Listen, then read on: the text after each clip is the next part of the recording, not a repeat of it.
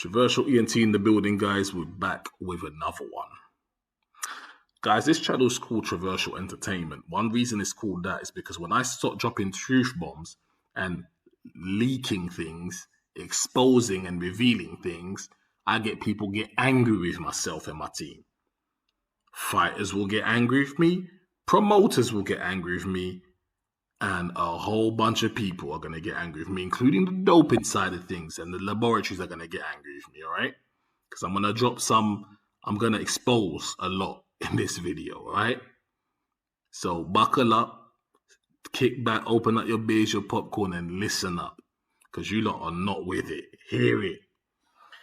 So hit the like button before I could say anything else, and make sure you circulate the video and comment down below at the end, yeah? You're going to be blown away. Listen up. Yes, cheating happens. Last time I did a video on cheating, it was about Conor Benn. This time we're bringing it right down to modern times. You see, there was Errol Spence who fought Terence Crawford. There is, and a lot of people are complaining about cheating. There is Dillian Whyte. He's now come up, he's popped dirty. People are saying cheating. There's talks about who do you ban the fighter? Did you blame the promoter? Da da da da da da da da. La la la la la la la. And all of it is just making boxing look real ugly. And you know what the truth is? It's really frustrating me because the fights that I want to see, especially the British fights I want to see, are not happening. And it's annoying me, quite frankly, right? So when I get like this, I start opening my mouth and then I start getting in trouble by organizations because they do email me, all right? They do email. I'm telling you lot right now, they email me, all right? They're telling me to shut up.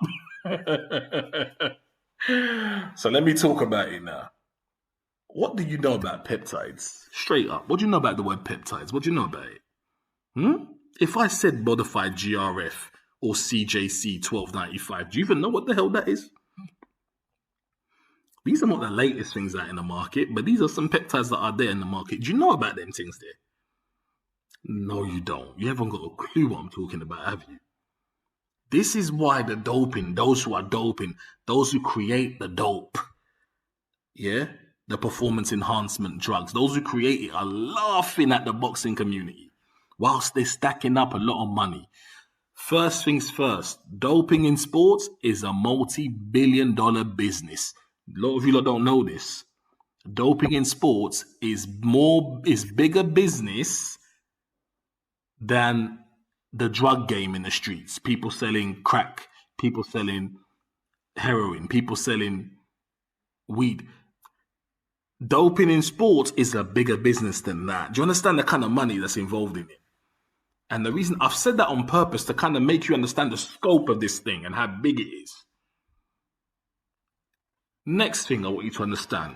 You see, when a fighter pops dirty with steroids, or if he's taking human growth hormones, EPOs, the standard stuff that are banned, that's the fighter's fault, 100%. No ifs or buts about it. The fighter, because the fighter took those things, all right? He himself went and got those things. For example, when Jarrell Miller took all them different steroid cocktails to fight AJ, he's guilty. No one else but him. But you see, today, doping has evolved in a way that you haven't got a clue. No more are laboratories creating steroids and stuff for people to take that if you detect it, you are going to get caught by VADA, UCAD, USADA. No. I've told you lot before, the doping world is 5 steps ahead of the testing world. You must remember that. And they must always be 5 steps ahead. Otherwise, they will not generate the billions of dollars that they generate on a yearly basis. So what is it then?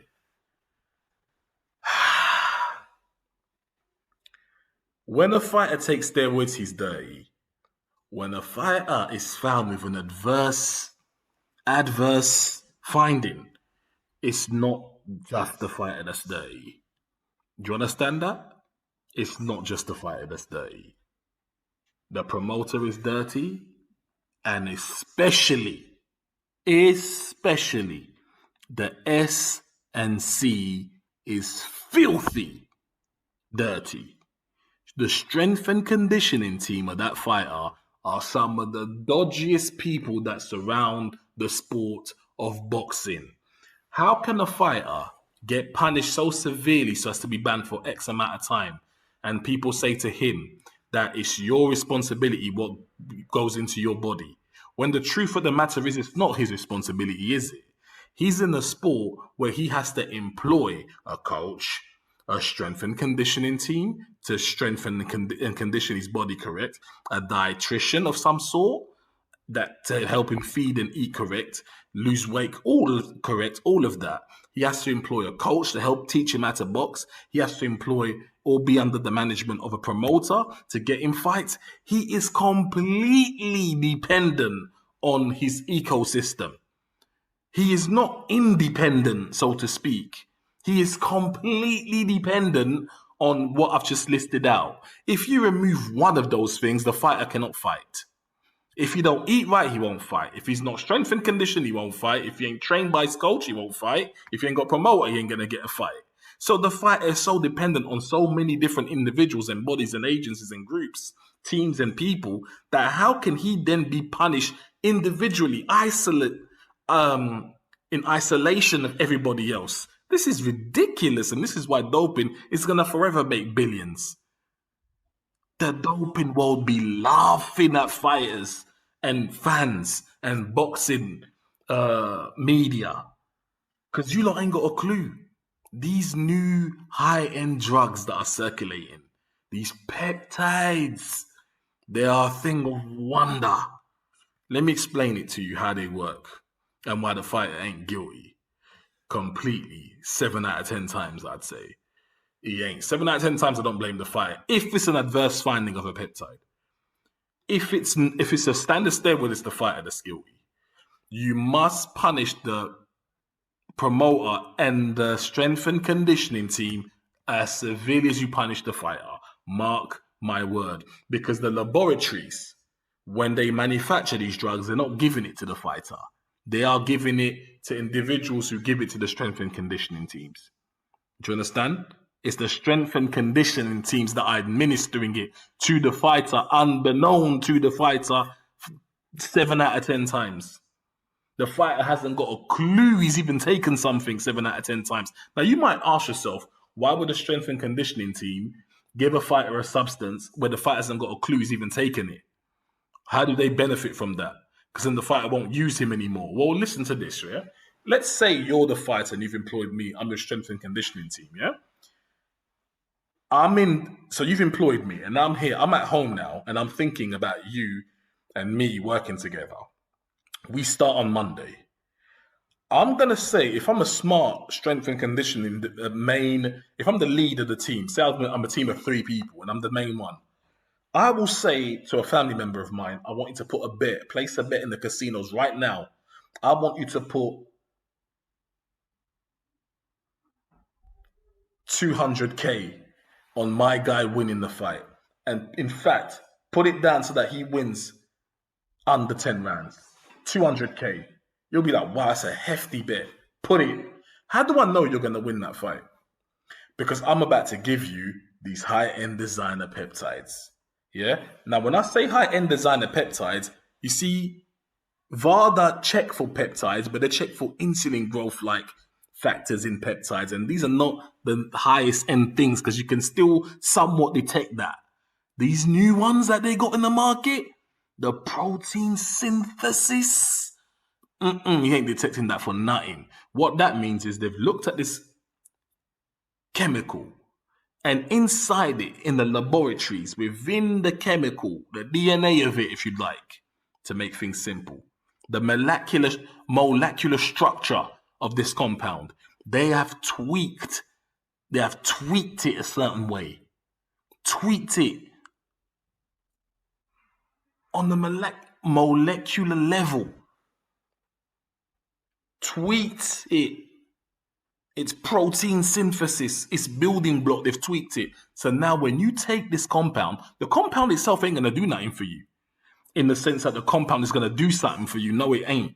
That's not what it's designed to do.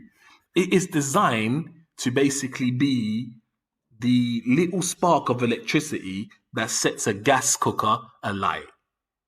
What is the gas cooker? Your body is the gas cooker. See, your body has everything within it to turn you into a super soldier. You just need the right spark, that little electric spark that's going to set that cooker alight. When you take that substance into your body, what that substance does, it stimulates your body. It stimulates your body. Depending on which one you took, it's going to tell your body increase in strength, increase in strength, increase in muscle production, increase in muscle production. And guess what happens to your body?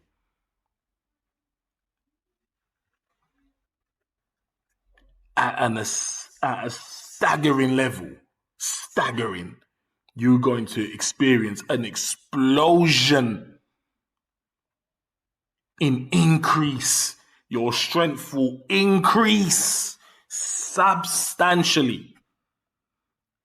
Depending on the ones you take, certain people want to take it for muscle production, will increase substantially.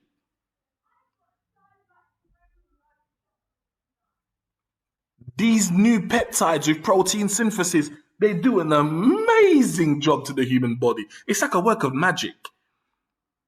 So now, when you're being tested, you are 100% natural. Everything that you've gained it through the aid of an ingredient. So the ingredient itself isn't the final product, it's not the final result, but it's the spark that your body needs because it communicates with your body.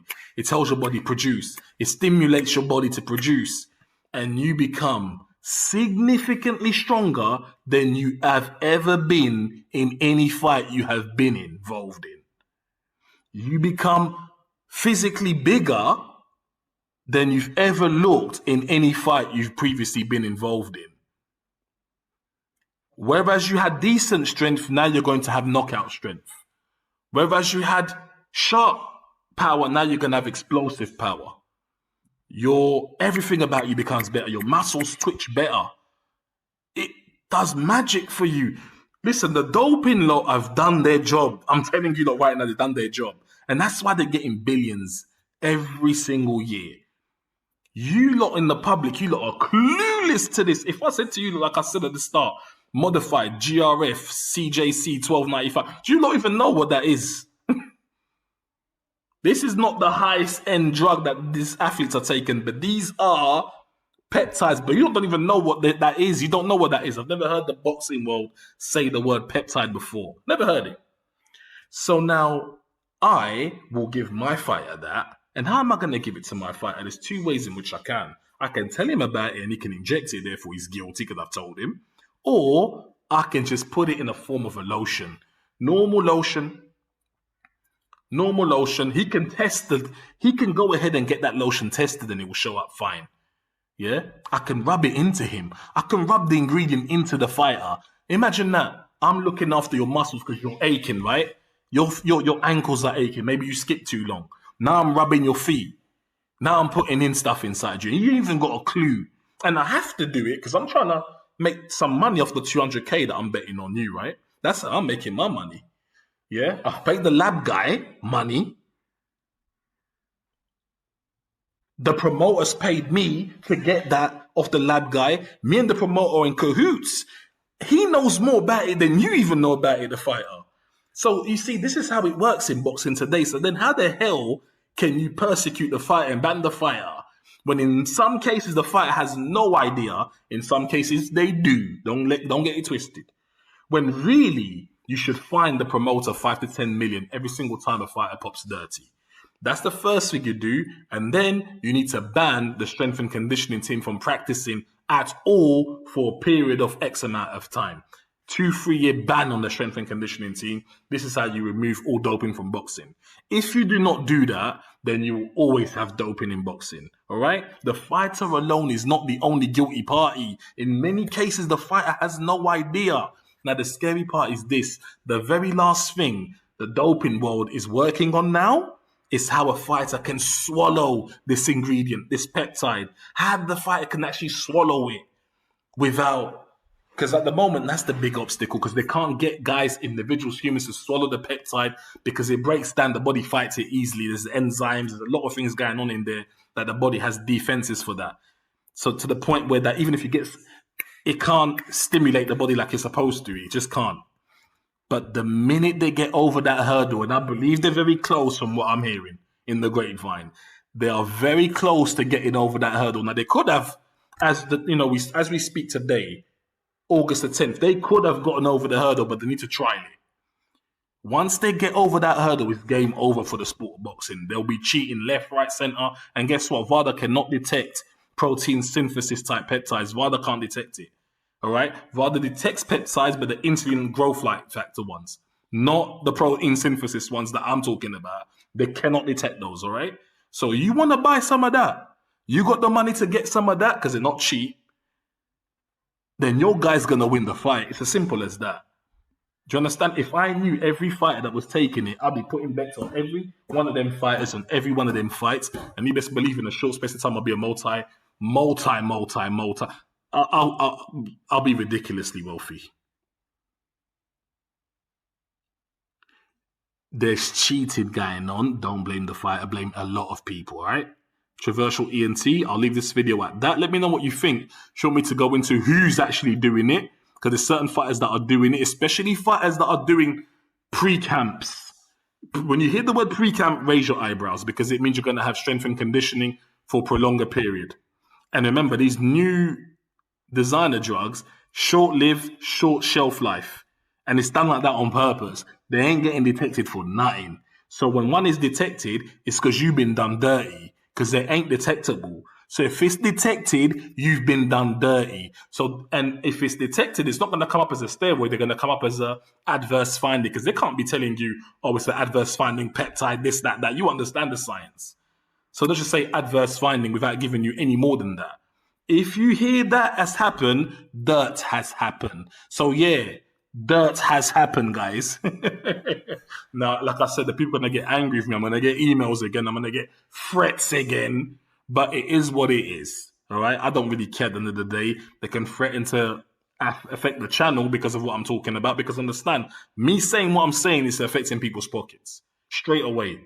Yeah, I'm not supposed to be talking this stuff. I'm supposed to shut my mouth and be like, oh, no, this person did cheat, this person didn't cheat. But guess what? Traversal ENT, I'll say what I want.